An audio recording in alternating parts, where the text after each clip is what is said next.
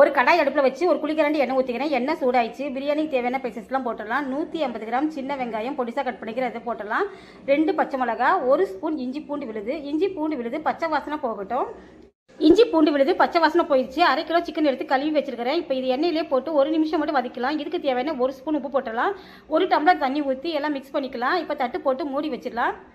ஒரு mixie jar எடுத்துக்கலாம். அரை முடி தேங்காய் சின்ன சின்னதாக கட் பண்ணிக்கிறேன். மிக்ஸி ஜாரில் போட்டலாம். 2 பச்சை மிளகா, 1 ஸ்பூன் கசகசா, 5 முந்திரி.